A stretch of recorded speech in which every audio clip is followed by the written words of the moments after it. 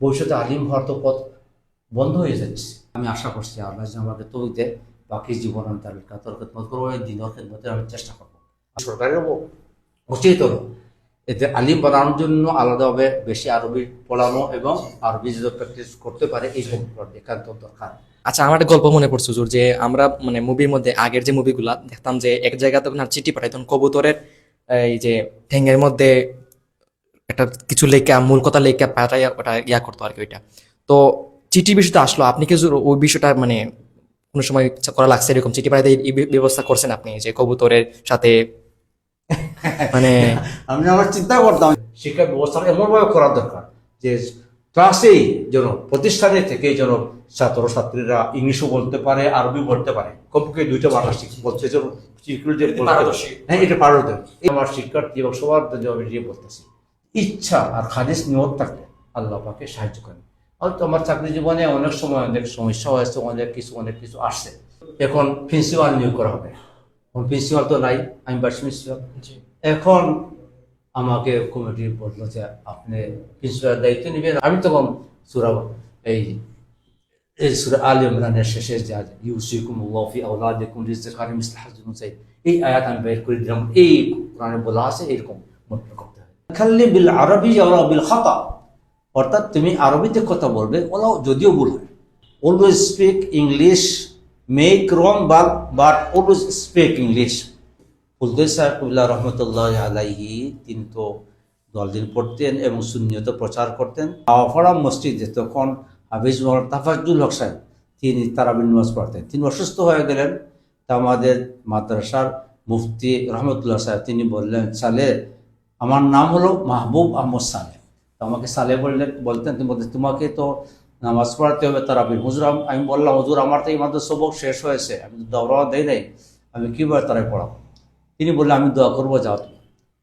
আমাদের এলাকাতে এই জোয়াল্লিন পড়া, কোরআন শরীফের মধ্যে যে সোয়াদের পরে হরফরা দোয়াদ আছে, সেটা জোয়াল্লিন পড়ার প্রচলন ছিল। তারা বলতেন মুসাব্বাবি জোয়া আলিম। আলিম পাশ করলাম আমি এই মাদ্রাসা থেকে, শ্রীমঙ্গল ঐতিহ্যবাহী শ্রীমঙ্গল আন্দোলন ফাজিল মাদ্রাসা থেকে আমি আলিম পাশ করেছি। আসসালামু আলাইকুম সবাইকে শ্রীমঙ্গল পডকাস্টের এপিসোড নম্বর 5-এ সবাইকে স্বাগত জানিয়ে শুরু করছি আমাদের নতুন আরেকটি এপিসোড। তো আজকের এপিসোডে অনেকটা স্পেশাল। আপনারা জানেন যে শ্রীমঙ্গল পডকাস্ট বরাবরের মতনই সব সময় নতুন কিছু দেওয়ার চেষ্টা করে। যেমন আমাদেরকে তো আমি বা মুজাহিদ ভাই রেগুলার দেখেন, আমরা শ্রীমঙ্গল পডকাস্ট পরিচালনা করি। তো আজকে আমাদের পডকাস্টে যিনি গেস্ট হিসেবে আছেন আপনারা সবাই চিনেন, আমাদের প্রিয় উস্তাদ, ঐতিহ্যবাহী শ্রীমঙ্গল আন্দোলন ফাজিল মাদ্রাসার দীর্ঘ ৩৫ বছর দায়িত্ব পালন করে আসছেন এবং অধ্যক্ষের দায়িত্ব প্রায় ১৫ বছর দায়িত্ব পালন করে আসছেন। তো ওই বিষয়ে আমি কিছু বলবো না, আমরা হুজুরের মুখ থেকে শুনবো, হুজুরের কাছ থেকে জানবো। তার আগে পরিচয় শেষ করে দিয়ে নেই, আমি আজকের শ্রীমঙ্গল পডকাস্টের হোস্ট হিসেবে আছি মোহাম্মদ রমজান আলী নয়ন, এবং আমার পাশেই বসা আছেন। আসসালামু আলাইকুম, শ্রীমঙ্গলের সবাইকে জানাই শুভেচ্ছা, স্বাগত। আমরা সাহস করেছি, তার পাশাপাশি একটু বড় সাহস করে ফেলেছি বলতে হবে। আমরা হুজুরের কাছে ক্ষমা চেয়ে নেব যদি আমাদের কোনো বেয়াদবি হয়ে থাকে। আপনারা জানেন আমরা যে হুজুরকে আমাদের আজকে শ্রীমঙ্গল পডকাস্টে নিয়ে আসছি, উনি আমাদের হুজুরদেরও হুজুর। তো আমরা সর্বোপরি ওনার কাছ থেকে দোয়া চাইব, এবং আবারও যদি আমাদের কথায় বার্তায় আচার আচরণে কোনো বেয়াদবি হয়ে থাকে, আমরা ওনার পাশে বা ওনার আশেপাশে আমাদের বসার মতো যোগ্যতা নেই, হয়তো আমরা নিচে বসতে আমরা পারতাম, কিন্তু হুজুরের অনুমতিক্রমে এবং আমাদের ভিডিওর যে আমাদের পডকাস্টের ভিডিওগ্রাফির বিষয়ের কারণে আমরা বসে আছি। এই হিসাবে হুজুর আমাদের অবশ্যই ক্ষমা সুন্দর দৃষ্টিতে দেখবেন। আমি আর হুজুরকে নতুন করে পরিচয় করিয়ে দেওয়ার মতো কিছু নেই। হুজুর আজকে আমাদের এই ওদমের অনুষ্ঠানে আসছেন, তো আমি হুজুরকে অনুরোধ করব হুজুর ওনার পরিচয় এবং আমাদেরকে ওনার এই শিক্ষকতা জীবন এবং এমন কিছু বলবেন যেটা আমরা এবং হুজুরের ছাত্র যারা আছি সবার জীবনের পাথেয় হয়ে দাঁড়ায়। হুজুরকে আমি অনুরোধ জানাচ্ছি ব্যক্তিগত আমাদের উদ্দেশ্যে বলার জন্য। বিসমিল্লাহির রহমানির রহিম, আলহামদুলিল্লাহি রাব্বিল আলামিন, والصلاة والسلام على أشرف الأنبياء والمرسلين وعلى آله وأصحابه وأهل بيته أجمعين। আজকে আমি ওনাদের আমন্ত্রণে এখানে এসেছি। ওনারা বলেছেন যে ওনাদের উদ্দেশ্য হলো গুণীজনদেরকে নিয়ে কথা বলানো, যাতে করে পরবর্তী প্রজন্মের শিক্ষার্থীরা অনুপ্রাণিত হয়, ইন্সপায়ার পায়, তারা আগ্রহী হয় তাদের জীবন গঠনে। তো এই হিসাবে তারা অনেক গুণীজনকে নিয়ে এখানে আসে। তা আমি তো কোনো গুণীজন না, আমি তাদের আহ্বানে এসেছি। তো আমার জীবনে সংক্ষিপ্ত কিছু কথা বলবো। তো আল্লাহ রব্বুল আলামিন যাকে দিয়ে যা করানো তিনি চান তিনি তাই করান। আমার বাড়ি সিলেট গোলাপগঞ্জ উপজেলার লক্ষ্যরামন ইউনিয়নের দক্ষিণ গ্রামে। জন্মের পরেই আমি 7 দিনের সময় মারাত্মক অসুস্থ হয়েছিলাম। তখন আমার গুটি বসন্ত হয়েছিল। যাই হোক, সেখান থেকে আল্লাহ আমাকে রক্ষা করলেন। তারপরে আমাকে স্কুলে পাঠালেন, মক্তবে পাঠালেন। ক্লাস 3-তে থাকতে আমার টাইফয়েড হয়ে গেল, মারাত্মক টাইফয়েড 3 বার হলো। তখন তো চিকিৎসা ব্যবস্থাতে তো উন্নত ছিল না, তাছাড়া গ্রাম অঞ্চলেই আমার বাড়ি। তো দিন দিন অসুস্থতা বাড়তে বাড়তে যে বাঁচার কোনো উপায় ছিল না। তখন আমার স্নেহময়ী দাদি তিনি নিয়ত করেছিলেন যে আমার নাতি যদি বেঁচে উঠেন তাহলে তাকে মাদ্রাসায় পড়াবো। তো আল্লাহ রব্বুল আলামিন সেই সুবাদে আমাকে মাদ্রাসা আনলে। তবে প্রায় 1 বছর আমি অসুস্থ ছিলাম। চুল পড়ে গিয়েছিল এবং শরীর দুর্বল হয়ে গেছিল। আমার এটা মনে আছে, আমি ক্লাস 3-তে পড়ার সময়। তো এই অবস্থায় আমি আলহামদুলিল্লাহ ক্লাস 3 থেকে পাস করছি। 1, 2-তে তো 1 নম্বর হয়ে পাস করছিলাম। 3-তেও এই বছরও আলহামদুলিল্লাহ এই অসুস্থতার পরেও আমি 1 নম্বর হয়েছিলাম। এরপরে আমাকে মাদ্রাসায় দিয়ে দিলেন। এখন আমাদের আশেপাশে কোনো মাদ্রাসা ছিল না, আমাকে সিলেট দরগাহ মাদ্রাসায় আমাকে দিলেন। সেখানে আর শাহজালাল রহমতুল্লাহ আলাইহির মাজার শরীফের পাশে যে মাদ্রাসা, সেখানে আমি গিয়ে কোরআন শরীফ নজরানা পড়লাম। তারপরে কোরআন শরীফ পড়া শিখলাম, সেখানে হিফজ শেষ করলাম। আলহামদুলিল্লাহ আমি হিফজ সমাপনী পরীক্ষায় আমি ফার্স্ট টিউশনে পাস করেছিলাম। তারপরে ইনশাআল্লাহ তারাবির নামাজ পড়ালাম। তো অনেক লম্বা হয়ে যাবে। তো এরপরে আমি দাখিল পাস করলাম, আলিম পাস করলাম আমি এই মাদ্রাসা থেকে, শ্রীমঙ্গল ঐতিহ্যবাহী শ্রীমঙ্গল আন্দোলন ফাজিল মাদ্রাসা থেকে আমি আলিম পাস করেছি। তা আলিম পড়ার সময় আমার সৌভাগ্য হয়েছে যে আমি এর আগে আমি দারুল কিরাতে পড়িনি। দারুল কিরাত যে এত মূল্যবান সেটা আমি আগে বুঝতে পারি নাই। আমি তো হাফিজি পড়েছিলাম এবং আমি তাজবিদও পড়েছিলাম। আমাদের আওরাকে তাজবিদ এবং জামাল কুরআন পড়ানো হতো। তো সেখানের মধ্যে আমরা সেখানে পড়ছি, সেই তাজবিদ পড়েছি। এবং আর একটা জিনিস আমাদের প্রজন্মে অনেকেই জানেন না, সেই সময় অর্থাৎ বাংলাদেশের প্রথম সময়ে বা এর আগ থেকেই আমাদের এলাকাতে এই জোয়াল্লিন পড়া, কোরআন শরীফের মধ্যে যে সোয়াদের পরে হরফরা দোয়াদ আছে সে জোয়াল্লিন পড়ার প্রচলন ছিল। তারা বলতেন মুসাব্বাবি জোয়া। তো আমি এইভাবেই পড়েছি, মুসাব্বাবি জোয়া পড়েছি। পড়ার পরে তো আমি এটাকে সহি শুদ্ধই মনে করে পড়েছি। এখন আমার হুজুররা আমাকে খুব মহব্বত করতেন। আমাকে প্রথমেই আমার হুজুর প্রথম তারাবি আমাকে পাঠালেন। তো প্রথম তারাবি না, এর আগের বছর আমার এই সৌবরাতর আগেই আমার সবক শেষ হয়েছিল। তো আমাকে সিলেটের হাওয়াপাড়া মসজিদে তখন হাফিজ মোহাম্মদ তাফাজ্জুল হক সাহেব তিনি তারাবির নামাজ পড়তেন। তিনি অসুস্থ হয়ে গেলেন। তা আমাদের মাদ্রাসার মুফতি রহমতুল্লাহ সাহেব তিনি বললেন, সালে, আমার নাম হলো মাহবুব আহমদ সালে। তো আমাকে সালে বলতেন, তিনি বলতেন তোমাকে তো নামাজ পড়াতে হবে তারাবির। হুজুর, আমি বললাম হুজুর আমার তো এই মাত্র সবক শেষ হয়েছে, আমি তো দৌড়াও দেই নাই, আমি কীভাবে তারাই পড়াবো? তিনি বললেন আমি দোয়া করবো, যাও তুমি। তো ওই সিলেটের বড় মসজিদ হাওয়াপাড়া, সেখানে আমি গেলাম। আলহামদুলিল্লাহ তিনি অসুস্থ ছিলেন, আমি কয়েক তারাবি পড়ালাম আলহামদুলিল্লাহ। তো হুজুরের দোয়ায় আমি পড়েছি। এই বছর তো বা পরের বছর আমার হুজুর আমাকে তার গ্রামের মসজিদে পাঠালেন, ওটা হলো তিরিগাঁও 5 মাইল। সেখানে গিয়ে প্রথম তারাবি পড়ালাম। পড়ানোর পর আলহামদুলিল্লাহ এই মসজিদের মোতাবল্লি ছিলেন আমার হুজুরের পিতা, তিনি ছিলেন বুদ্ধফরি সাহেবের একজন মুরিদ।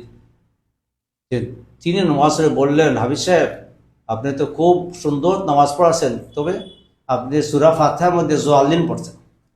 আমি হেসে বললাম, না না দাদা, আমি তো মাখরাজ থেকে পড়েছি, আমি তো সহি পড়েছি, আমি জোয়াল্লিন পড়ি নাই, আমি মাখরাজ থেকে পড়েছি।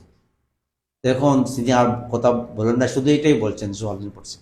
আমার খুব কষ্ট লাগলো যে আমার হুজুর আমাকে সহি শুদ্ধভাবে পড়ালেন, জোয়াল্লিন পড়ালেন, কিন্তু ওনার পিতাকে তিনি সেটাতে সহিটা তিনি বললেন না।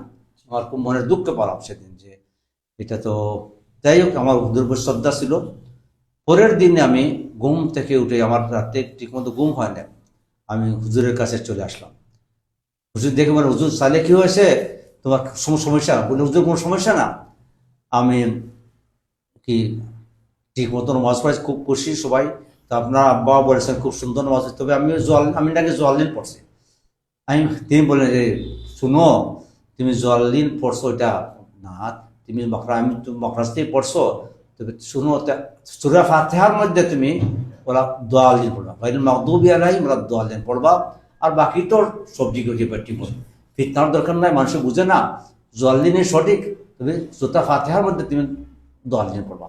তো হুজুর বলছেন ফিতনার দরকার নাই, আমি মনে করছি এটা হুজুরের কথাই, এইভাবে পড়ছিলাম। পড়তে পড়তে আমি 78 সালে আমি ফেন্সুগঞ্জ মোহাম্মদিয়া কামিল মাদ্রাসায় আসলাম। সেখানে তখন তো দাখিল 10ম ছিল না, তখন 6ম ছিল। তখন দাখিল প্রথম থেকে ইবতেদায়ী মানে ছিল না, তখন বলতে মক্তব 4ম ছিল, মানে 4কে বলা হতো মক্তব 4, আর পড়তে দাখিল আউয়াল, 2ম, 4ম, 6ম, 5ম, 6ম, 6ম মানে 10ম, বর্তমান 10ম। সেই 10ম আমি ভর্তি হলাম। সেখানের মধ্যে আমার উস্তাদরা আমাকে বোঝালেন যে জোয়াল্লিন সহি নাই, আসলে দোয়াল্লিন হবে, এটা হলো দোয়াল্লিন, এরকম হবে। এখন আমার তো বুঝে আসে না। এই সময়ে ফুলদুই সাহেব কবিল্লাহ রহমতুল্লাহ আলাইহি, তিনি তো দোয়াল্লিন পড়তেন এবং সুন্নিয়ত প্রচার করতেন। সৈয়দপুরে ওনাকে হত্যা করার জন্য তার আক্রমণ করলো তার বিরোধীরা। তখন দেখা গেল বিভিন্ন জায়গায় যারা জোয়াল্লিন পড়তেন, ওরা সবাই এখন আবার বলে, না আমরা দোয়াল্লিন পড়ি, দোয়াল্লিন। এই আমার মনে হয় পরিবর্তন আসলো, যে যদি এটা সহি হয়ে থাকে তাহলে তারা কেন এখন ইমামতের জন্য এটা পড়তেছে। এই আমার জীবনে একটা বড় স্মরণীয় ঘটনা। এই থেকে আমি বুঝলাম যে এটা সহি না। যাই হোক, সেখানে আমি তো দাখিল দিলাম 80 ইঞ্জিনিতে, দেওয়ার পরে আমি শ্রীমঙ্গল আসলাম। তো আসার পরেও এখানে দারুল কিরাত শ্রীমঙ্গল জামে মসজিদ, থানা জামে মসজিদ দারুল কিরাত ছিল আমাদের আল্লামা বড় হুজুর আব্দুল নূর বড় হুজুর, তিনি দারুল কিরাতের নাজিম ছিলেন, আর এখানে কারি সাহেবরা ছিলেন। আর আমি তখন শ্রীমঙ্গল জামে মসজিদে সানি ইমাম হিসাবে যোগদান করি, আর মাদ্রাসার ছাত্র, আলিমের ছাত্র। তখন আমি মনে করলাম যে আমার তো পড়া সহি আছে, এটা একটা হরফ কত ভুল ছিল, এটা ঠিক হয়েছে, আমি দারুল কিরাতে ভর্তি হই না, ওদের দরকার নেই, আমি এদের রাতে তারাবি পড়াই। আর দিনের বেলায় আমি সকালে দারুল কিরাত মানে সকালবেলা আমি একটা টাইপ শিখি। তখন তো কম্পিউটার ছিল না, আমি বাংলা ইংরেজি টাইপ শিখি শ্রীলক্ষ্মী কমার্শিয়াল ইনস্টিটিউট আছে মৌলবাজার রোড, সেখানে।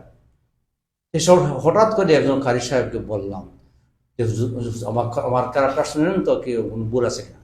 উনি শুনলেন এবং আস্তে করে বললেন, না ঠিক আছে, তবে একটু একটু তাজবিদের ঘাটতি আছে। এই একটু ঘাটতি আছে শুনেই এখন আমি কইছে, ঠিক আছে, ঘাটতি থাকবে কেন, আমি এটা শুধু আমি দাঁড়িয়ে ভর্তি হই তখন সালিসে, সেখানে সালিস এবং আমি করলাম। আলহামদুলিল্লাহ, আবার আমি ভালো রেজাল্ট করছি। এই থেকে বুঝলাম যে এটা দারুল কিরাতে কত প্রয়োজনীয়তা। আমি হাফিজ হওয়ার পরেও আমার পুরোপুরি সহি হয় নাই, তারপরে আলহামদুলিল্লাহ দারুল কিরাতে আমি পড়লাম। এরপরে আলহামদুলিল্লাহ খামিজ সাদিসের পরবর্তীতে পড়ছি আলহামদুলিল্লাহ। এই হলো আমার এইটা কুশলনীয় বিষয়টা, যে এইভাবে আমার পড়াবার দারুল কিরাতের প্রয়োজনীয়তা বুঝছি, এবং এটা সাহেব কবিল্লাহ রহমতুল্লাহ আলাইহির খিদমত যে সারা বিশ্ব উপভোগ করতেছে, এটা আমিও উপভোগ করলাম এবং আমি উপকৃত হয়েছি। এরপরে দেখো এখান থেকে আমি আলিম পাস করে আমার ইচ্ছা ছিল সার্সিনা মাদ্রাসায় যাবো। সার্সিনা সেখানে যাওয়ার জন্য রওনা হলাম। তো ঢাকাতে যাওয়ার পরে সেখানে আর যাওয়া হয় নাই। সেখান থেকে আমি ফাজিল এবং কামিল পড়ছি। তো ফাজিল দেওয়ার পরে তখন ফাজিল ছিল ইন্টারমিডিয়েট সমান, এখন তো ফাজিল হলো ডিগ্রির সমান। তখন আমি ফাজিল পাস করার পরে এখানে আরেকটা ঘটনা আছে। এই ফাজিল পরীক্ষার প্রায় 2 মাস আগে, 1.5 মাস আগে আমার টাইফয়েড হয়ে গেল।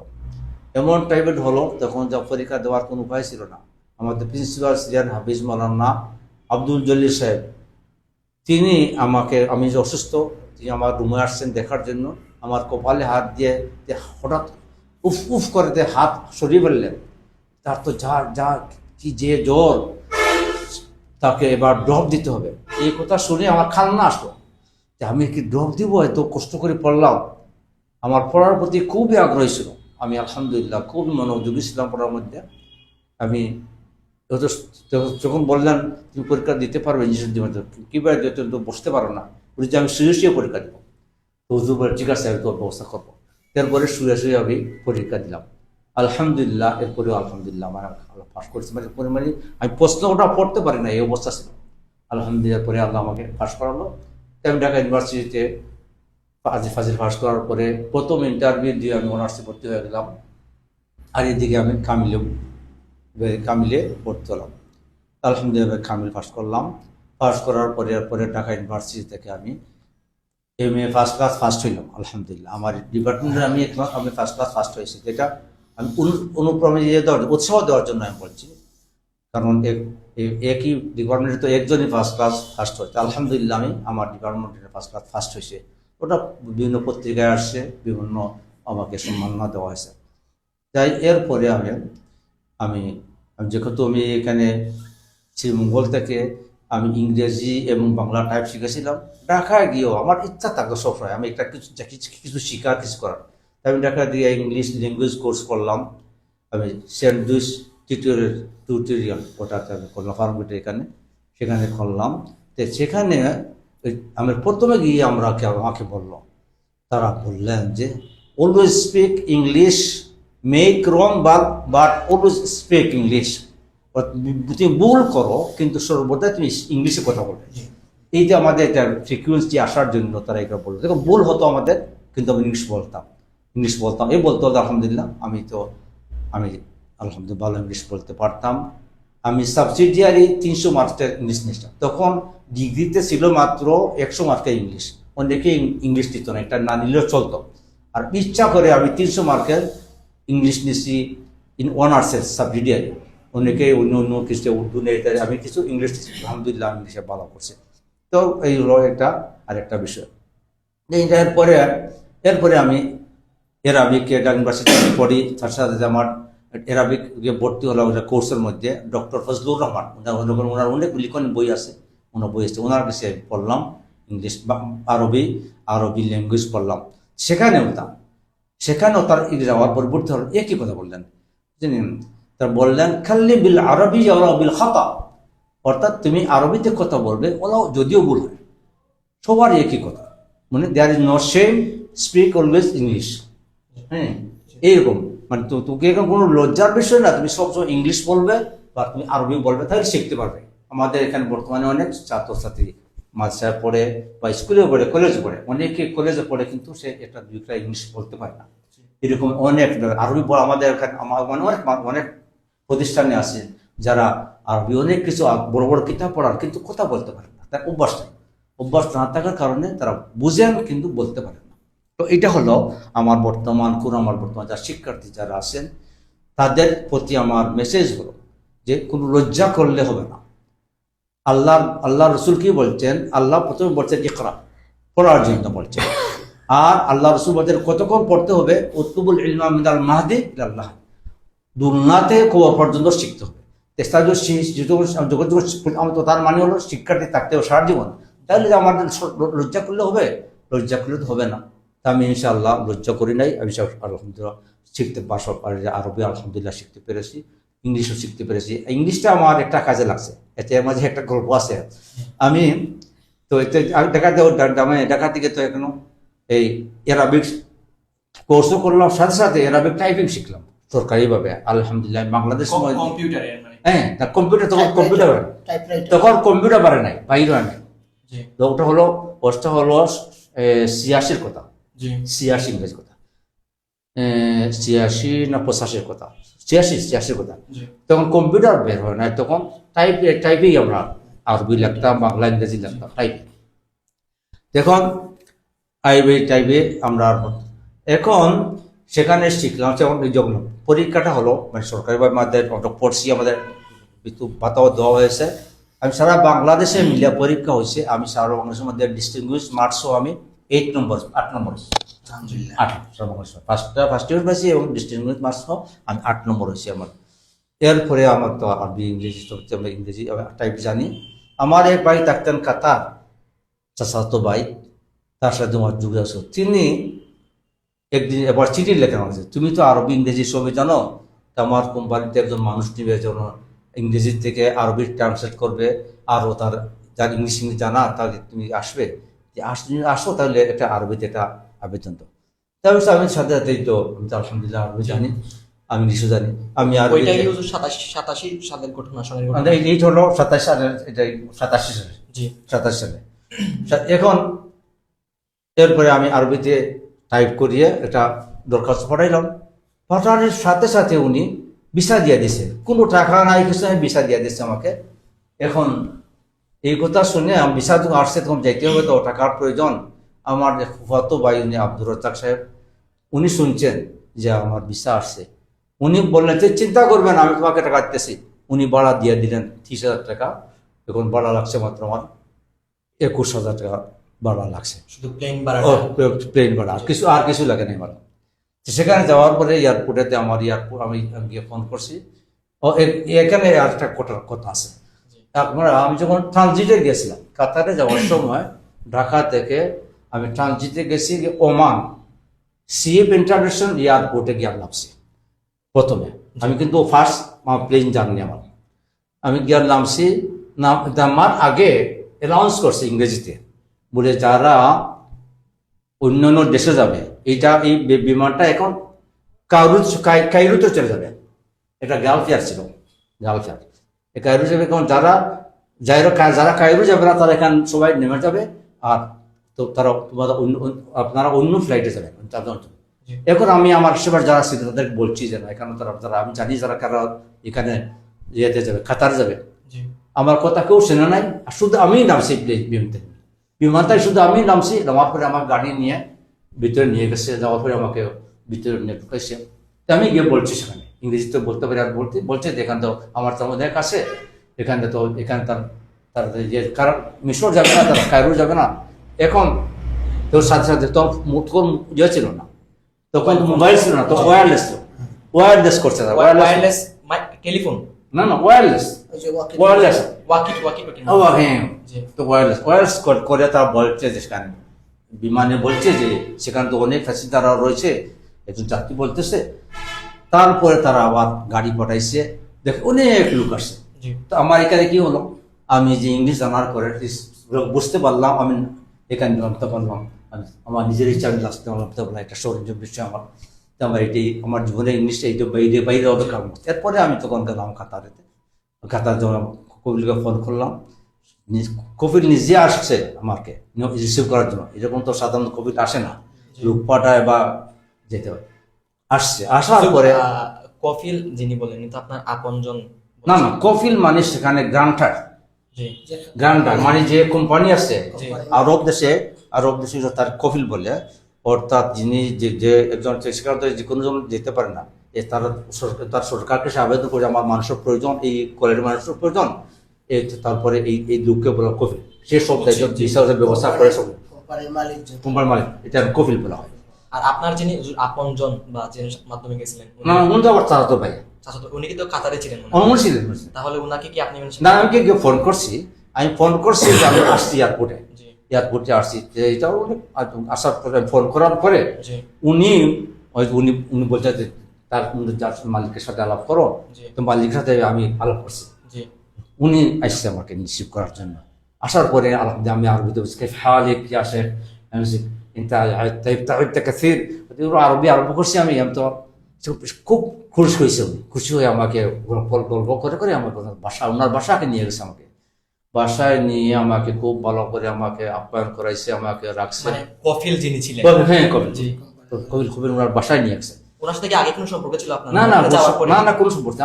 আমি তো চিনি না আমি তো হয়তো চেনার কথা না জি। সেটা তো লোকিয়া কাতার আর আমি তো বাংলাদেশের মানুষ আমার ভাইয়ে বলছেন যে আমার ভাই সে একজন আছে সে ইংরেজি আরবি জানে জি তো এই জন্য তো আমাকে আমার আমার আমার আমার আমার প্রেরিত আরবিতে যে আমি আবেদন দিয়েছি সেটা পেয়ে উনি ফ্রিতে আমার ভিসা দিয়েছে জি। তখন ভিসাতে অনেক টাকা লাগতো 1 লাখ 2 লাখ টাকা শোন 3 জি। লাখ লাগতো কিন্তু আমার কোনো টাকা লাগে না জি। আচ্ছা হুজুর আমি এখানে এই যে যিনি কফিল আপনি কফিলের বাসায় গেছেন বা ওইখানে গেছেন আপনার কি তখন মনে হয় না যে আমার তো এখানের মধ্যে ফ্যামিলি তো একজনই আছে আপনার চাচাতো ভাই মানে আমি ওনার উপরে যে বাসা যাচ্ছি যদি কোনো সমস্যা হয় বা কোনো ক্ষতি হয় এরকম কি বিষয় আপনার মনের ভিতরে আসে না এরকম না আমার কোনো আসে নাই আমি আমার সাহস এটাই ছিল যে যেহেতু আমি বৈধভাবে যেতেছি জি এবং আমার ভিসা এসে জেনুইন সব কিছু ভিসা আমার ভিসা হয়েছে সব কিছু সঠিক আছে আর আমি তো যাইতেছি আলহামদুলিল্লাহ কোনো অসুবিধা পাওয়ার কিছু না আমার কোনো দালালের মাধ্যমে তার যাই নাই আমি জি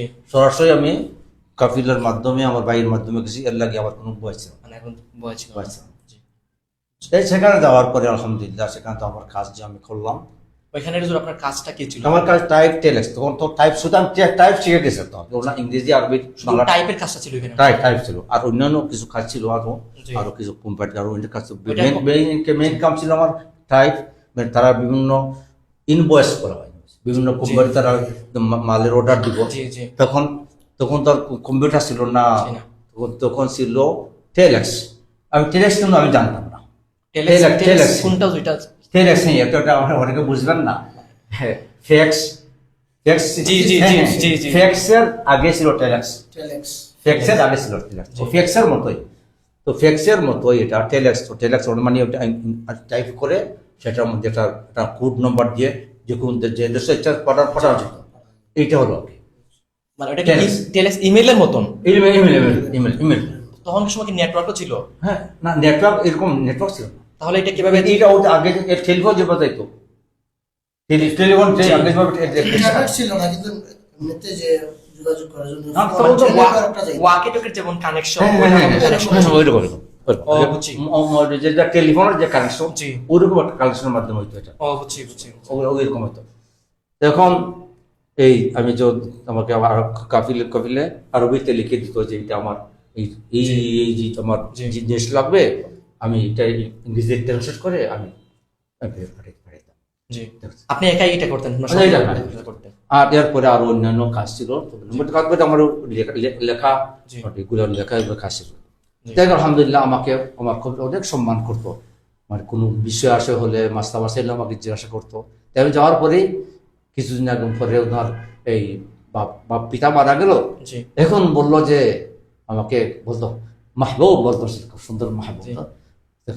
তো আমাকে বললো যে তো আমার পিতা মারা গেছে এখন তো আমাদের সম্পর্ক কিভাবে এটা বন্টন করবো কিভাবে এটা কোরবানি কি বলে আছে আমি তখন সুরা এই সূরা আলে ইমরানের শেষে যা ইউসিকুমুল্লাহু ফি আওলাদিকুম লিযযাকারি মিসলু হাজ্জিল উনসায়াইন এই আয়াত আমি বের করে দিলাম এই কোরআনে বলা আছে এরকম বন্টন করতে হয় খুব খুশি হতো আলহামদুলিল্লাহ আচ্ছা সুন্দর জি তাই আলহামদুলিল্লাহ এইবার আমার খুব মহব্বত করতো উনি মহব্বত করতো আমাকে আলহামদুলিল্লাহ এরপরে আমি সেখানে যাওয়ার পরে আমার বিভিন্ন বাংলাদেশি বিভিন্ন এই হাবিব সাহেবদের সাথে দেখা হলো ওনারা সবাই বলে যে আপনি এদিকে আপনার কামিল ফার্স্ট মাস্টার ফার্স্ট এরপরে আপনি আবার এই হাবিব সাহেব জি এখন তুমি আপনি এরকম আসছেন কেন এই আপনি যদি ফ্রি ভিসা নিয়ে আসতেন তাহলে তো আমরা যে মসজিদে যারা আছি এরকম জি। মসজিদে থাকতে পারতেন আর বেতনও তো বেশি হতো বেতন আমার কম ছিল 800 রিয়াল ছিল বেতন 800 রিয়াল 800 রিয়াল জি 800 রিয়াল বাংলার কত টাকা বাংলাদেশে তো 12,000 টাকা 12,000 টাকা 12,000 তখন সব বাংলাদেশি টাকা না এই সময় তো ছিল। 12,000 টাকা অনেক টাকা 87 সনের 12,000 টাকা ছিল 88 আমি যাইতে 88 গেছি জি 88 প্রথম যে গেছি আচ্ছা হুজুর আপনি এখানে যে যেখানে থাকতেন বা কাজটা করতেন তো অবশ্যই আপনার টাকার একটা প্রয়োজন পড়তো, ওইটাকে আপনার কোম্পানি কোম্পানি খাওয়া দাওয়ার বিষয়টা?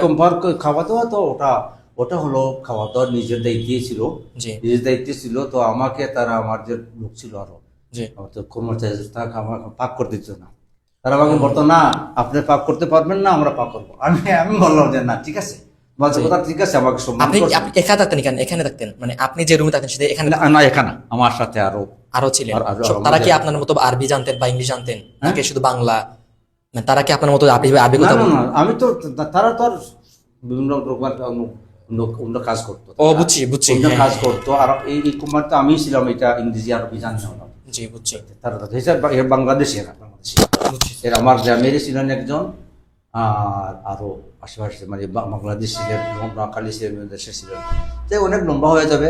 তো এইখানে তো আমি থাকলাম করতে, সবাই বললো এই কথা যে আপনি দেশে চলে যান, জি তা আপনি ফ্রি ভিসা নিয়ে আসেন, তাহলে আমরা এখানে মসজিদে থাকবেন, কত ভালো সুযোগ সুবিধা পাবেন। জি, জি। আমিও চিন্তা করি কথা তো ঠিকই। আর এখানেও তো আর একটা সমস্যা কিছু হয়েছিল আমার, যে নমাজের জমাত, এটা আমার তো জমাতের মাসের অভ্যাস। জি আমি দেখাতে ইমামতি করেছি। আমি ছাত্র জীবন তো শ্রীমঙ্গল যায় মসজিদে ছিলাম, ইমাম, এরপরে ঢাকাতে ইমামতি করেছি, ইউনিভার্সিটি পড়েছি। কিন্তু জমাতের নামাজ, মূল কথা হলো জমাতের নামাজ আমার অভ্যাস, মসজিদে জমাতে। কিন্তু সেখানে গিয়ে মাঝে মধ্যে আমি জমাতের নামাজ পড়তে পারতাম না, মানে বিভিন্ন কাজ থাকতো, একটু দেরি হয়ে যেত, এটা আমার মনে কষ্ট লাগতো। রে জমাতের নামাজ তো যেতে পারলাম না, কারণ একটা কাজ রেখে যাওয়া যায় না, জি যাওয়া যায়। এইরকম আমার খুব কষ্ট লাগতো। ও চিন্তা করলাম যে আর একজন এই মসজিদে, আমার মসজিদে যে মসজিদে নামাজ পড়তাম বাসার কাছে একজন আরবি লোক, তবে তো খুব সুন্দর সুদর্শন যুবক ছিলাম, জি তখন আমাকে সবাই মায়া করতো, সবাই মহব্বত করতো। তো একজন আরবি লোক মসজিদে গেলে উনাকে আমার খুব, আমি তো পরিষ্কার যাওয়ার পরে পরিচয়, জি মসজিদে গেলে দেখা হয়তো, ওনার সাথে সালাম কালাম হইতো। তো উনি, আমি যে মসজিদে ঢুকার সময় ডান দিকে থাকতাম, তো উনি আমাকে ধাক্কা দিয়ে মসজিদে ঢুকাইতো। আমি বললাম না না, ইন্টার শেখ, ইন্টার তফাকদার আউ্বালান, জি। আপনি বড়, আপনি আগে যান। আর তাকে বললাম না ইয়ামিন, মানে আপনি ডান দিকে আসেন, আপনি আগে যান, এরকম আমাকে মায়া করতো। তো আমি তাকে বললাম যে আমার তো এরকম সবাই বলতেছে দেশে গেলে আমি ফ্রি ভিসা নিয়ে আসলে আমি আবার ভালো মসজিদে থাকতে পারবো। তুই বলে ঠিক আছে, খুব ভালো, খুব ভালো, ঠিক বলো, জি। তাহলে আমি আপনাকে ভিসা দিয়ে দিব, আপনি চলে যান দেশে। আরেকজন হাফিজ সাহেব ছিলেন, উনি হাফিজ মৌলানা ফখরুল আসাদ, আপনারা অনেকেই হয়তো না চিনতে পারেন। তো ওনার বাইকে চিনবেন হাফিজ মৌলানা আইনুল হুদা সাহেব, আমেরিকাতে থাকেন, উনি ওয়াজ মাহফিল করেন বাংলাদেশের মধ্যে। হাফিজ মৌলানা আইনুল হুদা সাহেব ওনার বাইক, জি উনি আমাকে খুব মহব্বত করতেন। তিনিও বললেন যে যা দেশে চলে যান, ভিসার ব্যবস্থা আমি করবেন। আমি তো এই চলে আসলাম হঠাৎ করে, প্রায় 1.5 বছর পরে চলে আসলাম। আমি বলছিলাম যে এখন সবাই বলল দেশে এসে ফ্রি ভিসায় গিয়ে মসজিদের চাকরি করলে ভালো হবে, এই কথা দুজন তো আমাকে ভিসা দেওয়ার জন্য বললেন। এই আমি চলে আসলাম, হঠাৎ করে দেশে আসলাম। আসার পরে এখন তো যোগাযোগ আছে। এখন 1 মাস পার হওয়ার পর, 1 মাস হয় নাই, আমি চিঠি লিখলাম যে আমি তো ইনশাল্লাহ দেশে আসছি ঠিক মতো, এখন ভিসার ব্যবস্থা। তো উনি আমাকে যে হাফিজ মোল্লা এই ফখরুল সাহেব, উনি আমাকে চিঠি লিখলেন। তখন চিঠির ব্যবস্থা ছিল, জি তো টেলিফোন করা খুব কঠিন ছিল। বাংলাদেশ থেকে বাইরে টেলিফোন 1 মিনিটে 100 টাকা ছিল, তখন 100 টাকা, মিনিট 100? মিনিমাম 100 টাকা। তাও আমরা যখন ফোন করতাম সালাম কালাম হচ্ছে না, শুধু তখন ফোন করা হতো এটাই যে মূল কথাটা। মূল কথা, এই ডাবটা পটাইছি পাইছেন নি, পাইছি, ওই শেষ, ভালো আছে বাকি এইগুলো জিজ্ঞাসা করার কোনো সুযোগ ছিল না। জি কারণ যদি বাড়ে 1 মিনিট তার 100 টাকা, জি। এর জন্য এই রকমের ছিল। হুজুর, আমি এখানে আপনার 2টা প্রশ্ন রাখতে চাই যে হুম। আপনি 27 জনে যখন কাতার বা বাইরে গেছিলেন, আবার দেশে আসছেন, ওইখানের মধ্যে কত বছর ডিস্টেন্স ছিল? কত বছর এখানে জীবন যাপন ওইখানের মধ্যে? এই যে 1.5 বছর। 1.5 বছর আপনি আবার বাংলাদেশ চলে আসছেন। হ্যাঁ। আসার 1 মাস পর আপনি চিঠি। চিঠি পাইলাম যে আমার চিঠি আসলো এটা জি। যে কাতারের নতুন আইন হয়ে গেছে যে 1 কপিলের অধীন থেকে জি। যে ব্যক্তি যে কোনো দেশে জি। আসবে, জি। আবার যদি সে যেতে চায় তাহলে সেই সেম কপিলের আন্ডারে যেতে হবে, আর নতুন কোন কপিলের আন্ডারে সে যেতে পারবে না। আর এই জি। কপিলের আন্ডারে গেলে তো সে আমাকে বাইরে যেতে দিবে না, জি। তাহলে তো আমার আর এই তো আমি আটকে গেলাম। আচ্ছা হুজুর, আপনি ওই যে চিঠি পাঠাইতেন, চিঠি তো সাথে সাথে রিপ্লাই আইতো না, হ্যাঁ, সাথে সাথে কি রিপ্লাই না করতে না, হতো? চিঠি আছে 1 মাসের পরে পড়বো যাবে। আচ্ছা, আমরা তখন জি। খবর পাইতাম 1 মাস পরে খবর পাইতাম যে বাড়ি থেকে, এর মধ্যে অনেক মারা যাইতো খবর পেতাম। ও বুঝছি। আচ্ছা আমি হুজুর, ঢাকাতে জি যখন জি পড়ি জি জি তখন বাড়ির খবর 15-20 দিনে পাইতাম। আমি ঢাকাতে প্রায় 5 বছর আমি পড়ছি, তখন আমি বাড়ির খবর পাইতাম চিঠির মাধ্যমে। জি আর তো ওনার সব চিঠি গিয়ে পুস্তক আনতে হতো, জি। তো তো তো প্রায় পাইতাম। তো ওদের মধ্যে দেখা যায় কেউ অনেকে মারা যাইতো, খবর পাইতাম। মানে বাংলাদেশের মধ্যে 1 মাস লাগতো ওইটা আদান প্রদান? কাতার থেকে, কাতার থেকে। বাংলাদেশের চিঠি আসতে 1 মাস উপরে লাগতো। আচ্ছা, আমার একটা গল্প মনে পড়ছে হুজুর, যে আমরা মানে মুভির মধ্যে আগের যে মুভিগুলা দেখতাম, যে এক জায়গাতে আপনার চিঠি পাঠাইতেন কবুতরের এই যে ঠ্যাঙ্গের মধ্যে একটা কিছু লেখা, মূল কথা লেখা পাঠাইয়া ওটা ইয়া করতো আর কি ওইটা। তো চিঠি বিষয়টা আসলো, আপনি কি হুজুর ওই বিষয়টা মানে কোনো সময় ইচ্ছা করা লাগছে এরকম চিঠি পাঠাইতে, এই ব্যবস্থা করছেন আপনি যে কবুতরের সাথে মানে? আমি আমার চিন্তা করতাম যে আমরা তো এখন তো মানে চিঠিটা আসতেছে, চিঠিটাতে আমরা ড্রাফট করাইতাম। জি, ওটা তো পোস্ট অফিসে মানুষ করতো এটা। আর তখন তো মানুষ মানতো, তখন তো মানুষই চিঠি প্রেরণ করতো। জি। আমরা তখন তখন টাকা পাঠাইবার বসে তো ড্রাফট, জি ব্যাংক ড্রাফটের মাধ্যমে আমরা ব্যাংক ড্রাফট করে আমরা পাঠাইতাম চিঠির মাধ্যমে। জি এই চিঠিটা ড্রাফটটা রেজিস্ট্রি করে দেওয়া লাগতো। আর সেই চিঠি আসলো পোস্ট অফিস আসলে পরে পোস্ট অফিস আনতে হইতো, অথবা পোস্ট অফিসের পিয়ন গিয়া নিয়ে দিত, যে দিত তাকে বসিয়ে দেওয়া লাগতো। আর এরপরে এটা ব্যাংকে জমা হইতে সময় লাগতো। আর অনেক সময় ড্রাফটটা মারা যেত, অনেক সময় ড্রাফটটা চুরি হয়ে যেত, অনেক সময় চুরি হয়ে যেত, তো অনেক সমস্যা পড়াতো। এরকম অত সহজ ছিল না, টাকা পাওয়াটা বিদেশ থেকে খুব সহজ ছিল না, খুব কঠিন ছিল। টাকাটা এসে আসতো, অনেক সময় লাগতো। এবং আর এখন আচ্ছা তো হুজুর, আমার একটা জিনিস মনে পড়ছে, হুম টাকা পাঠানোর যে বিষয়টা, হুম এখন যেভাবে আমরা বাহির থেকে টাকা ব্যাংকে ট্রান্সফার করানো হয়, তখন তো ব্যাংক ছিল না। ব্যাংক ছিল, ব্যাংক ছিল? ব্যাংক ছিল। তাহলে কিভাবে এটা ওটা আদান প্রদান না, হতো?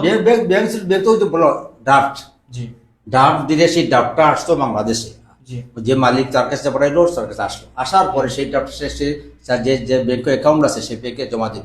এই ব্যাংকে আবার পাঠাইতো তার অন্য কোনো ব্যাংকে, যে ব্যাংকের মাধ্যমে পাঠাইছে সেখানে ডাকাতে বা জি। সেখান থেকে ক্লিয়ার হয়ে আসতো। এখানের মধ্যে আরো 15-20 দিন সময় লাগতো। 1 টাকা 15-20 হ্যাঁ, এরপরে লাগতো, তারপরে টাকা টাকা তোলা যেত, অনেক সময় লাগতো। জি, অনেক সময় তখন লাগতো। কোন ব্যাংক ছিল, মানে আপনি কোন ব্যাংক ব্যবহার হ্যাঁ, করতেন? আমি আমি আমি আমি তো আমি পাঠাইছি সাধারণ এই যে জনতা ব্যাংক ছিল, জনতা ব্যাংক। জনতা ব্যাংক ছিল, ও জি, জনতা ব্যাংক ছিল। তো আমি আমি আমি মানে ন্যাশনালের পাশেই ছিল কাতার, ন্যাশনাল বলে সবাই চিনে। দোহা, কাতার রাজধানী দোহা, আর দোহার প্রাণকেন্দ্র হলো ন্যাশনাল। ন্যাশনাল এখানে ছিল সোভিয়েটের নিচেই ছিল, সেখানে আমরা টাকা পাঠাইতাম। সবাই এখান দিয়ে পাঠাইতো। আর হুন্ডির মাধ্যমে আগে তো হুন্ডির মাধ্যমে টাকা ব্যবস্থা ছিল, তাই হুন্ডির মাধ্যমে কোনো সময় পাঠাই নাই, বৈধ না। জি আমি সবসময় একটু যদিও কম পাওয়া যেত, কিন্তু আমি বৈধ উপায়ে টাকা পাঠাইতাম। বুঝছি। আচ্ছা, এখন তো কত সহজ হয়ে গেছে, এখন প্রত্যেকের পকেটে ব্যাংক আছে, ব্যাংক আছে, জি ব্যাংক আছে। আমি তো বিভিন্ন সময় আমি কেমন বলি যে আমাকে কেউ যে আমাকে যে টাকা চায় বা পেমেন্ট, জি বাজারে গেলে কোনো সময় আমি বিকাশের ব্যবস্থা আছে, আমি বিকাশ থেকে পেমেন্ট করে দিই, আমার নগদ দেওয়া লাগে না। জি জি অনেকে আমার সেদিন আমার একজনকে আমি টাকা দিব, সে বলছে মামা এখন তো ব্যাংক বন্ধ, আপনি আজকে শুক্রবার, আমরা ব্যাংক তো আমার পকেটে, বলে কি হবে, আমি এখন পাঠাইছি তখন সন্ধ্যে আমি আমার কাছে সেলফি নিয়ে পাশে একটা টাকা পাঠাই দিছি। জি এই তো কয়েক পড়াইতে যে 1 মিনিট 2 মিনিট সময় রাখে, এই সময় এইটুকু সময়। টাকাটা চলে গেছে। জি জি কত সহজ এবং কত নিরাপদ, জি সহজ ও নিরাপদ। জি তখন ড্রাফটের ব্যবস্থা ছিল, টাকাটা ব্যাংকে তুলে কেস থেকে আনতে সমস্যা ছিল, অনেক সময় হাইজ্যাক করে টাকা নিয়ে যেত। এখন অবশ্য হয়, এরকম হয়। জি যাই হোক, এখন এই সহজের কথা বললাম। এখন সেখানে নতুন করে কাতারে নতুন আইন হয়ে গেল যে অন্য কফিলের বিষয় নতুন করে কার আগে যে আসছে কাতার, সে আর নতুন করে যেতে পারবে না। এখন তো আমি আটকে গেলাম, এখন তো আমার অন্য কিছু বিশ্বাস, আমি তো আর যাওয়ার কোনো উপায় নেই। জি জি কারণ আমি তো এই কপিলে গেলে তো সে তো আমাকে ছাড়বে না, সে আমাকে ছাড়তে চায় না, জি সে ছাড়তে চায় না। এখন তো আমি এখন কি করবো, এবং চিন্তা করলাম যে আল্লাহর মতে আমি আমার গ্রামে আমি ঢাকাতে থাকা অবস্থা 83 ইংরেজিতে আমি একটা ইবতদায়ী মাদ্রাসা এরশাদ সরকারে ইবতদায়ী মাদ্রাসা শুরু করে, তখন আমি গিয়ে ফাজিল পরীক্ষা দিয়ে ইবতদায়ী মাদ্রাসা শুরু করে দিলাম আমার গ্রামে। আপনার গ্রামে হ্যাঁ, আমি আমার মুরব্বীদেরকে নিয়ে ইবতদায়ী মাদ্রাসা শুরু করলাম। দেখুন আগে প্রথমেই হুজুর ওইটা সন কত ছিল? 84 84 1984। 84 একটু আগে 87 মনে হয় আমি ব্যবহার করছিলাম। না, 87 হলো গিয়ে 87 হলো তো আমি সেখানে কাতার যাওয়ার ব্যবস্থা হলো 87। 84-তে করছিলেন এটা। ও বুঝছি, জি জি 87 শেষের দিকে আমি কাতারে গেলাম। জি। আচ্ছা, এখন এই 84-তে আমি তো করবো, এখন প্রথমে আসার সাথে সাথেই আমাকে মুরব্বীরা বললেন যে মসজিদও আপনার, মাদ্রাসাও আপনার, আপনি আসছেন, আপনি আবার মসজিদের ব্যবস্থা করেন, বাসার ব্যবস্থা করেন। তাই আমি সাথে দায়িত্ব নিলাম। দেওয়ার পরে এখন তো আমার তো আর থাকার উদ্দেশ্য তো চলে যাবো, ঠিক আছে, আমি খেদমত করছি, আগেই আবার খেদমত লাগলাম। এখন তারা যখন লেখলো যে আর আমার যাওয়া হচ্ছে না, জি তো এখন আমি শ্রীমঙ্গল এই জালালিয়া মসজিদে তারা ইমাম নেবেন, আমি সেখানে ইন্টারভিউ দিলাম। 13 জন ইন্টারভিউ দিয়েছিল, জি আল্লাহর মধ্যে আমি এখানে পাস হয়ে গেলাম।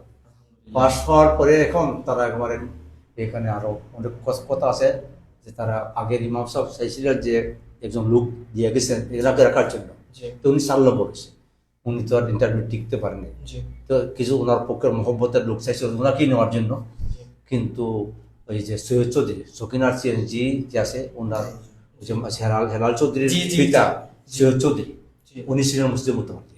উনি ছিলেন চিটাগাং বাড়ি, ওনার উনি সুন্নি মতাদর্শের মানুষ, এবং উনি এই যে জালালিয়া মসজিদ ওনার অনেক অবদান আছে। আর অনেক করে বলতে লম্ব হয়ে যাবে না, বলতাম আমরা বলতাম অনেক কিছু আছে। তো উনি বলছেন না যে ফার্স্ট হয়েছে ডাক্তার তাকে দিতে হবে, আর না হলে এরকম তারা 1 মাস দেরি করলো, তারপরে আসলাম। আর অনেক ঘটনা আছে এখানে, আরো লম্ব হয়ে যাবে বলবো। জি এরপরে আলহামদুলিল্লাহ সেখানে আসার পরে তার কাজ শুরু করলাম, পরিবেশ ছিল না। এরপরে আর এই আলিয়া মাদ্রাসাতে একজন শিক্ষক ছিলেন ফখরুদ্দিন সাহেব, কাছারি মসজিদের ইমাম ছিলেন জনাব মৌলানা ফখরুদ্দিন সাহেব। জি উনি কাছারি মসজিদের ইমাম ছিলেন, মাদ্রাসার শিক্ষক ছিলেন। উনি ইন্তেকাল করলেন। উনি মারা যাওয়ার পর পোস্ট খালি হলো, উনি হলেন সহকারী মৌলবী ছিলেন। এখন আমাকে বলে ঠিক আছে তুমি আমাকে বড় জোরে খুব মহব্বত করতেন, ছাত্র অবস্থায় করতেন, জি আমাকে অনেক মহব্বত করতেন, এবং এখানে আসার পরে উনি আমাকে মাসায় খেদমত করো, আমি আসলাম। স্যার মসজিদের পাশাপাশি ওইটা না, জালালিয়া মসজিদের পাশাপাশি বুঝছি। মাদ্রাসা আসছেন? ও শুরু হলো আলী আহমদ এটা 90 সালে 1990 সালে। 90 সালে। হুজুর তখন মাদ্রাসার অবস্থা কেমন তা ছিল? তখন তো building তখন এই অনেক- তখন আমি যখন ছিলাম তখন তো আলিম ছিল, জি 1984 সালে আলিম ছিল। এরপরে তারা এই 88 89 ফাজিল করছেন, জি আর আমি আসলাম 90-তে, তখন ফাজিল আছে কিন্তু 90 আর 90-তে ফাজিল আছে কিন্তু এমপি ভুক্ত না। প্রথমে আর আলিম তখন আলিম মাদ্রাসা, তখন আলিম মাদ্রাসা ফাজিল লেখা হতো আলিম আলিম এমপি ভুক্ত। জি এরপরে আমি সহকারী মৌলবী, মানে পার্ট টাইম সহকারী মৌলবী, জি এরকম দেওয়ার পরে যখন তার শিক্ষক নেবেন, সহকারী মৌলবীও নেবেন, এবং ফাজিলের জন্য তারা আরো প্রভাষক নেবেন, তখন আমি পরামর্শ করলাম আমি কোনটা করবো। জি আর এটা তো এমপিও আছে, জি সহকারী মৌলবী এমপিও আছে, আর ফাজিলের কোনো এমপিও নেই, কবে হবে তার নিশ্চয়তা নেই। জি এইসব পরামর্শ ক্রমে আমি ওই ফাজিলের প্রভাষক করলাম। করার পরে আলহামদুলিল্লাহ সেখানে আমার প্রভাষক প্রতি আমার চাকরি হলো 80-90 সনের পরে। 90 গেছে প্রায় 1 বছর চলে গেছে। জি 91-তে 91 আমি আরবি প্রভাষক হিসাবে যোগদান করলাম। আর 90 থেকে পড়াই আমি জি খুব নিয়োগের মাধ্যমে। জি এরপরে ফাজিল এমপিও বকছি 95-তে, 91-তে 95 এই কিছু সম্মান নামে মাত্র কিছু সম্মানই পাইতাম, জি আর খেদমত করে গেছি। এখন 95-90 মাস থেকে আমাদের এমপি হয়েছে শ্রীমঙ্গল ফাজিল মাদ্রাসার ফাজিলার এমপি হয়েছে। জি তাই এরপরে তো আলহামদুলিল্লাহ বড় হুজুর আমাকে মহব্বত করতেন। আমি তো দায়িত্ব পালনে খুবই সচেতন ছিলাম। আমি দায়িত্বের ব্যাপারে খুবই সচেতন, আমি সবসময় দায়িত্ব যথাযথভাবে আদায়ের চেষ্টা করতাম। আমি আমার ছাত্রদেরকে খুব মহব্বত করতাম, এবং তাদের আমি তো যে ইংরেজিও জি পারতাম, আর ইংরেজি আরবিও পারতাম, তাদেরকে আমি পড়াইতাম। আমার অনেক ছাত্রছাত্রীর কথা মনে হতেছে, তার না কোনো বক্তব্য হয়ে যাবে, তারা অনেকেই আমাকে। তো আমার তখন যেহেতু ফাজিল এমপিবিকু ছিল না, এই হিসাবে ওই ফাজিলের জন্য ইংরেজি কোনো প্রভাষকও ছিলেন না, পার্ট টাইমে একজন পড়াইতেন। জি এই ওই, তো বাংলাও পড়াইতেন পার্ট টাইমে, জি আর ইংরেজিও পড়াইতেন। একজন হিন্দু মন্ত্র লোক, ওনার নাম বলতেছে না, উনি পড়াইতেন। উনি যেদিন আসতেন না, মাঝে মধ্যে আসতেন না, উনি না আসলে আমি আলিম ফাজিলের ইংলিশ পড়াইতাম। ইংলিশ পড়াইতেন না, আপনি? আমি ইংরেজি, আমি আরবি তো প্রবাস করে আরবি পড়াইতাম, ফাজিল ইংলিশ, আলিম ফাজিল ইংলিশ পড়াইতাম। জি তখন কিন্তু আমার কোনো অসুবিধা হতো না। আমি জি খুব সুন্দর মতো আমার পড়িয়েছি, আমি পড়তাম, ইংলিশও পড়াইছি, আরবি পড়াইছি। এ থেকে আমার হুজুর খুব মহব্বত করতেন।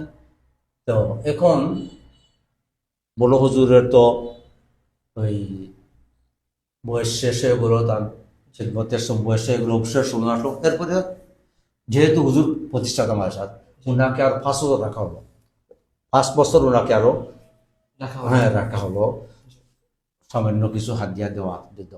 জি এরপরে যখন উনি পুরা অবসরে গেলেন, যাওয়ার পরে যে হাফিজ মৌলানা আব্দুল খালিক সাহেব, উনি আমেরিকাতে চলে পরে গেছিলেন, জামে ইমাম ছিলেন তখন। উনি ছিলেন ভাইস প্রিন্সিপাল। উনি প্রিন্সিপাল হলেন। প্রিন্সিপাল হওয়ার পরে ভাইস প্রিন্সিপালের পদ খালি হয়ে গেল। জি খালি হলো যখন ভাইস প্রিন্সিপালের পদ, এখন হুজুর বলে যে তুমি দায়িত্ব দেখো। আমার ইচ্ছা ছিল না, আমি বলে না হুজুর, আমার তো দায়িত্ব নেওয়ার যে নাই, আমি যেটা আমার পেপার না, তুমি হুজুর ওই আব্দুল খালিক সাহেব, জি তুমি আবেদন করো। তো আমি ইনশাল্লাহ, হুজুর বলছে আদেশ আবেদন করো, আমি আবেদন করলাম। আলহামদুলিল্লাহ অনেকে ইন্টারভিউ দিচ্ছেন, তারপর আমি ভাইস প্রিন্সিপাল আলহামদুলিল্লাহ হয়ে গেলাম। এটা হলো 2005-এ। আচ্ছা 2005-এ আমি ভাইস প্রিন্সিপাল হলাম। ভাইস প্রিন্সিপাল হওয়ার পরে এই কিছুদিন পরে, ছোট 6-7 মাস পরে জি উনি আমেরিকা চলে গেলেন। প্রিন্সিপাল ওই যে হাফিজুল আব্দুল খালিক সাহেব প্রিন্সিপাল, তো প্রিন্সিপাল আমি ভাইস প্রিন্সিপাল, উনি আমাকে দায়িত্ব দিয়ে বারবার তো প্রিন্সিপাল বাড়ি আমেরিকা ছুটিতে গেছিলেন। যাওয়ার পর উনি আসেন না। উনি 8 মাস গেছিলেন সামান্য দিনের ছুটি নিয়ে, তো শিক্ষার ছুটি তো বেশি দিন হয় না। জি এরপরে উনি আসেন না। উনি জামে মসজিদের ইমাম ছিলেন, একসাথে প্রিন্সিপাল জামে মসজিদের ইমাম ছিলেন। আর আমি তো জামে মসজিদের ইমাম। জি এখন উনি আসেন না, আর আমি তো ছাড়া আমার মসজিদ মাদ্রাসা চালাইতেছি। এখন জামে মসজিদের মোতাওয়াল্লি ছিলেন জনাব সৈয়দ মঈনুদ্দিন কাসুমিয়া সাহেব, আর সিনিয়র মোতাওয়াল্লি মানে যে ছিলেন মোতাওয়াল্লি না, সভাপতি ছিলেন সৈয়দ মঈনুদ্দিন কাসুমিয়া সাহেব, সভাপতি। আর সিনিয়র সহসভাপতি এই আলহাজ শামসুল ইসলাম সাহেব, ইসলাম সাহেব যাকে বলা হয়, আছেন। এই হঠাৎ দেখি তারা দুজন গেছেন জালালি মসজিদে একদিন আসরের সময়। গিয়া বলে আপনার সাথে দরকার। বলে কি দরকার? বলে আমাদের সেই ইমাম সাহেব তো আমেরিকা গেছেন, উনি আসতেছেন না, তখন যা মসজিদ তো আপনাকে নিতাম।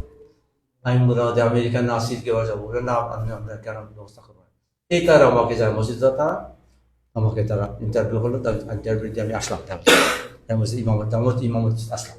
এদিকে মসজিদ মাদ্রাসার ভারপ্রাপ্ত প্রিন্সিপাল, আর জামে মসজিদের ইমাম খতিব, এইভাবে চলতেছিল। তো আমি আমার ছাত্রদেরকে আমি খুব মহব্বত করতাম এবং তাদেরকে সবসময় উৎসাহিত করতাম। আমার ছাত্রর সাথে খুব মহব্বত করতাম আমাকে সবাই। আলহামদুলিল্লাহ আমি যখন সব পারছি, আমি তো সবাইকে আমি ইলিমের জন্য চেষ্টা করেছি। তারপরে সেখানে ইমামতি আমি এখানে প্রায় ইমামতি প্রায় 2.5 বছর ইমামতি করার পরে শেষে 2008 সালের শেষের দিকে আমি সেখান থেকে ইমামতির দায়িত্ব ছেড়ে দিলাম। আর এরপরে হুজুর তো আমেরিকা গেছেন, আবার আসলেন। আসার পরে আবার কিছুদিন চাইছে, তো ওনার চাকরি শেষ হয়ে 10-এ শেষ হয়ে গেল। ওনার চাকরি 2010-এ উনি অবসরে চলে গেলেন, 2010-এর প্রথম দিকে। যাওয়ার পরে এখন প্রিন্সিপাল নিয়োগ করা হবে। এখন প্রিন্সিপাল তো নাই, আমি ভাইস প্রিন্সিপাল। এখন আমাকে কমিটি বললো যে আপনি প্রিন্সিপাল দায়িত্ব নেবেন, আমি বললাম, আমি দায়িত্ব নিব না, আমি এটা পারবো না, আমি পারবো না। আমি বিজ্ঞপ্তি দিতে থাকলাম পত্রিকার মধ্যে, প্রিন্সিপাল নিয়োগের জন্য, এবং বিভিন্ন জায়গায় যোগাযোগ করলে আমি বড় বড় মৌলানাদের আনলাম, যোগ্য লোক আনলাম, এইভাবে তাদেরকে আনলাম যে ওনাকে রাখেন, তারা রাখে না, কাউকে রাখে না।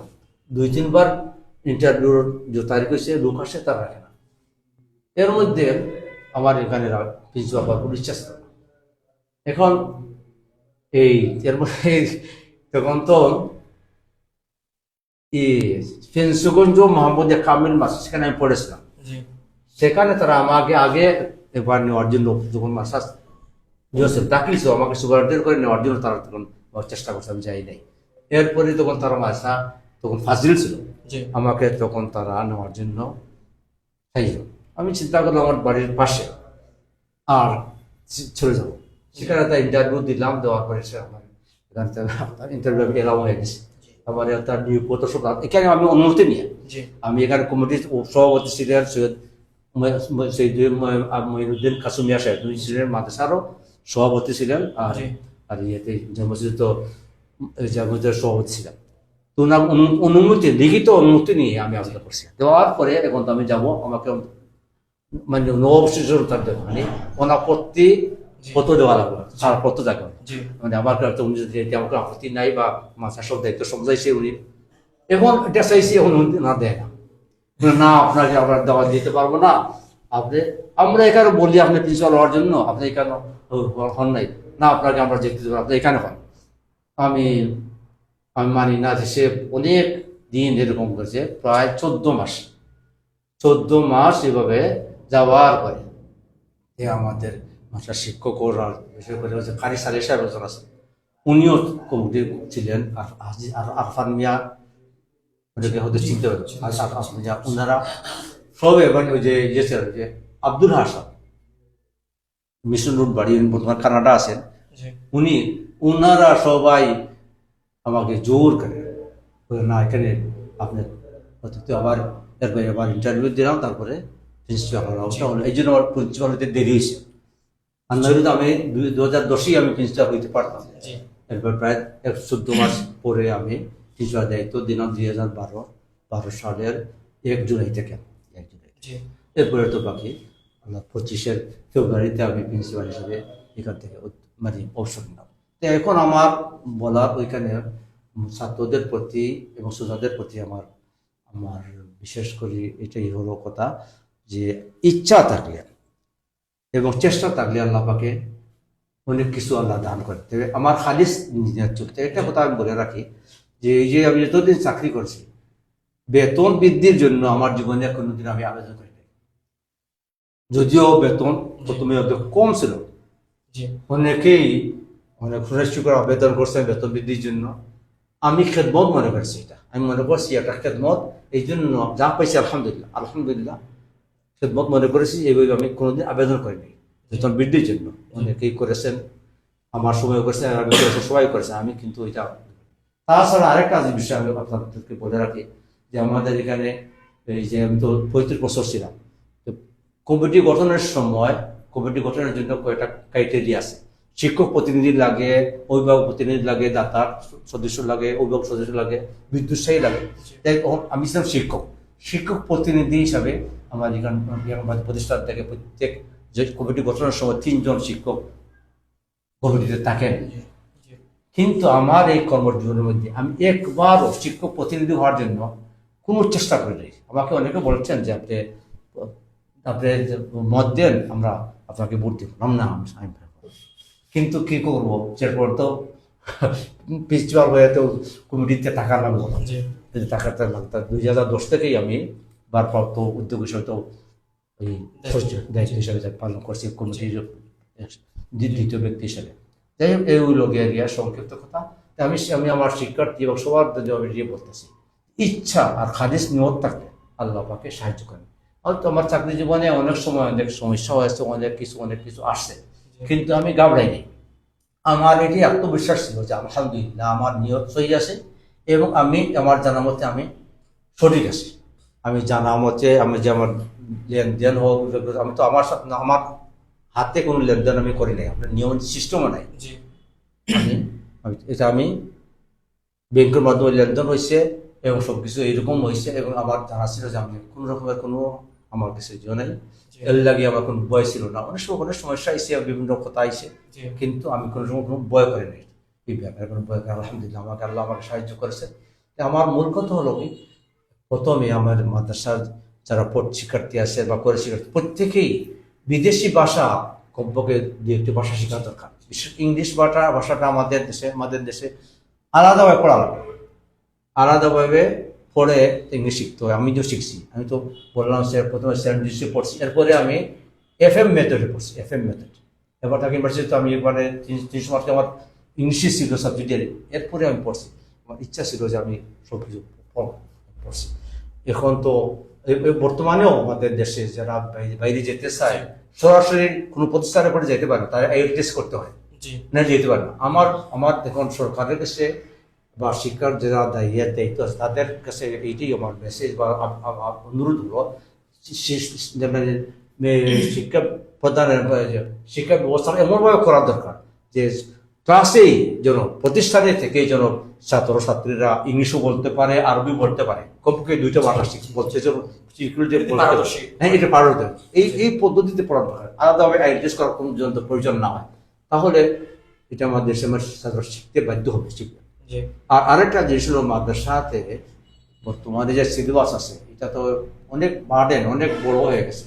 একই সাথে স্কুলের সব কিছু পড়তে হয় 1 থেকে 10 পর্যন্ত, আর অতিরিক্ত আরবি প্রথম বর্ত, দ্বিতীয় বর্তর, কোরআন শরীফ, হাদিস শরীফ, এর মধ্যে ফিকহ, অতিরিক্ত আরো 6টা বিষয় পড়তে হয়। এই যে অতিরিক্ত চাপ মাদ্রাসার মধ্যে, এই কারণে অনেক আসতে চায় না। কিন্তু দেখা যায় যে যারা মেডিকেলে পড়ে, যারা ইঞ্জিনিয়ারিং পড়ে, তারা তো জিয়ার পরে আইএস পড়ার পরে আর তো তার এইগুলো কিছু পড়তে হয় না, তার পড়তেই হয় না। তারা তো পারে, তার চাকরিও পায়, সব কিছু পায়, কিন্তু মাসায় মূল্যায়ন করা হয় না। যদি সরকারের উচিত হলো এতে আলিম বানানোর জন্য আলাদাভাবে বেশি আরবি পড়ানো এবং আরবি যদি প্র্যাকটিস করতে পারে, এই একান্ত দরকার। আর না হলে আলিম সৃষ্টি হবে না, আলিম তো হইতেছে না। আর তো যত জিনিস দিতেছে, একটু ছাত্ররা অমনোযোগী, আর এরপরে হলো এই শিক্ষা ব্যবস্থাটাও পুরা সঠিক না।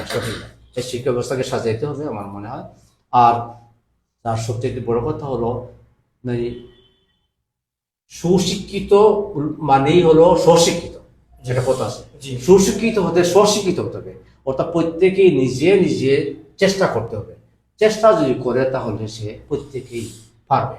আল্লাহ বলছেন যে ওয়াল্লাযিনা জাহাদু ফিনা লানাহদিয়ান্নাহুম সুবুলানা, যে চেষ্টা করবে আমি তার যে পথ দেখে দেবো, তাকে আমি পথ দেখে দেবো। আল্লাহ পথ দেখে দেবেন। হ্যাঁ, আল্লাহ ইসারিল্লাহ মাসা, মানুষের চেষ্টার বাইরে কিছু নেই। চেষ্টা করলে মানুষ অনেকে চেষ্টা করে না, বলে না তো আমি ইংলিশ পারবো না, আরবি পারবো না। আমাদের ভাষাতে আমাদের দাখিল পাস করে হয়তো আমাদের এখান থেকে প্রায় সময় 60-80 জন পাস করে, কিন্তু বলে কলেজ চলে যায় অর্ধেক, আরো বেশি চলে যায়। কেন যায়? আরবি পারে না। এই আরবিটা যদি বেশি করে পড়ানো হতো, বসা পাইতো তারা, তাহলে তারা থাকতো, আলিম হইতে পারতো। ভবিষ্যতে আলিম হওয়ার তো পথ বন্ধ হয়ে যাচ্ছে। এই জন্য আলিম হওয়ার জন্য আলাদাভাবে মাদ্রাসার বিভিন্ন সাধারণ বিষয়টার চাপ কমে আরবি বিষয় বাড়ানোর খাদ্য পরিচয় আমার মনে হয়। এইটা অসংখ্য মুবারকবাদ জানাই হুজুরকে আমাদের এত সুন্দর নসিহত দেওয়ার জন্য, এবং আরো যারা ছাত্রছাত্রী আছেন হুজুরের এবং শিক্ষক আছেন, এবং যারা শ্রীমঙ্গলের আরো মানুষ এবং শ্রীমঙ্গলের বাহিরে আরো যারা আছেন, সবাই আশা করি আমাদের আজকের এই জি জি জি জি জি জি আমার 2টা কথা বলার আর ছিল। এই মাদ্রাসাটা প্রতিষ্ঠিত হয়েছে, আল্লাহ বলতেছে উল্লাহ রহমতুল্লাহ আলাইহির সুযোগ্য খলিফা আল্লামা আব্দুল নূর বড় হুজুরের মাধ্যমে হয়েছে, এবং আল্লাহ শুকরিয়া এটাই যে আল্লাহ পাক ওনাকে এখনো জীবিত রেখেছেন। আলহামদুলিল্লাহ, ওনাকে দেখে আমার প্রাণ জুড়িয়ে যায়। ওনাকে দেখে ওনার ছাত্র ছিলেন, ওনার পরবর্তী প্রিন্সিপাল হাফিজ আব্দুল খালিক, উনি দুনিয়াতে নেই, এবং অনেক ছাত্ররাই, ওনার ছাত্ররা দুনিয়াতে নাই, কিন্তু আল্লাহ পাক ওনাকে এখন রেখেছেন। আলহামদুলিল্লাহ, বিভিন্ন অনুষ্ঠানে আসতে পারেন উনি। আলহামদুলিল্লাহ, আল্লাহ যেন ওনার নেক হায়াত দান করে। আমি এটা আর তাছাড়া আরেকটা ওনার আর একটা জীবনের সফলতা হলো ওনার হাতের গোড়া যে 2 নম্বর আমার তারপরে প্রিন্সিপাল ছিলেন ওনার ছাত্র, এরপরের দায়িত্ব আমি পালন করছি। আমার তো যোগ্যতা নেই, কিন্তু আমিও বড় হুজুরের ছাত্র। এরপরে যে আমার বর্তমানে কিছুদিন আগে যে অফসর নিসার হাফিজুল আব্দুল লতিফ সাহেব ভারপ্রাপ্ত প্রিন্সিপাল, ভাইস প্রিন্সিপাল, উনিও হলেন বড় হুজুরের ছাত্র। বড় হুজুরের ছাত্র আব্দুল খালিক সাহেব, মাহবুব সাহেব, আমি এবং আব্দুল লতিফ সাহেব, আর বর্তমানে ভারপ্রাপ্ত প্রিন্সিপাল আছেন মৌলানা আব্দুল ওয়াহিদ, উনিও বড় হুজুরের ছাত্র। আলহামদুলিল্লাহ। আর বড় হুজুরের কৃতিত্ব মানে আল্লাহ খিদমতকে আল্লাহ কবুল করছেন। 4 জন নারী চোখে দেখতেছেন, তোমার ছাত্র 4 জনই ওনার দায়িত্ব পালন করতেছে, ওনার অনুপস্থিতি, ওনার বর্তমানে। এটা বড় হুজুর একটা বড় কেরামত এবং তার সফলতা আমি মনে করি। আমি বড় হুজুর লাগে দোয়া করি, আপনারা দোয়া করবেন যেমন আল্লাহ কবুল করে। আর আমি আর একটা হুজুর বিশেষ করে দারুল কথা বলছিলাম, দারুল কেরাতের কথা বলছিলাম। কেরাত সহি করার জন্য, নামাজ পড়ার জন্য আমাদের সূরা কেরাত প্রত্যেকের সহি করে পড়া হলো ফরজ। এই কথাটা অনেকেই বুঝেন না। আমি সবাইকে বলবো যে তারা মাসাদ পড়েন বা পড়েন না, পবিত্র রমজান মুবারকে আল্লাহ রহমতুল্লাহ আলাইহির মাধ্যমে এই দারুল কেরাতের ব্যবস্থা হয়েছে। এটা আল্লাহর পক্ষ থেকে একটা বড় নিয়ামত। সবাই অংশগ্রহণ করবেন আর সবাই যেন চেষ্টা করবেন যেন সবাই যারা জানেন না শিখবেন, আর যারা শিখছেন তারা শিখেও চেষ্টা করবেন। আমার আলহামদুলিল্লাহ আমার 3 সন্তান, আমার বড় মেয়ে 4 জন, প্রথম মেয়ে তো মারা গেছিল, এরপরে আমার 2 ছেলে 1 মেয়ে, আমার 3 জন কারি, 3 জন আলহামদুলিল্লাহ নিজে কারি হিসেবে পড়াইছেন। আর এখন তো আমার ছেলে, বড় ছেলে আর মেয়ে তারা আমেরিকা, তারা তার সুযোগ নেই পড়ানোর। আমার ছোট ছেলে সেও তার কাছে পড়াইছে, এখন চাকরি করে পারে না। আমার মেয়ের আগতেই আমার অবসর রাখতেই বলতেছে, আব্বা আপনি তো অবসর হইতেছেন, দারুল কেরাত পড়াবেন। এই দারুল কেরাত কত টান স্যার, আমি খুব খুশি হয়েছি। আমি আশা করছি আল্লাহ যেন আমাকে তৌফিক বাকি জীবন আমি দারুল কেরাতের খেদমত করবো, এই দিনের খেদমতে আমি চেষ্টা করবো। সবাই আমার জন্য দোয়া করবেন যেন আমি সুস্থ অবস্থায় যেন যতদিন বাঁচি আল্লাহর পাকের বন্দেগী করতে পারি এবং এই কোরআন এবং হাদিসের খেদমত করতে পারি, কোরআন শরীফের খেদমত করতে পারি, দারুল কেরাতের খেদমত থাকতে পারি। আল্লাহ আমার যেন কবুল করেন, দোয়া করবেন। আসসালামু আলাইকুম।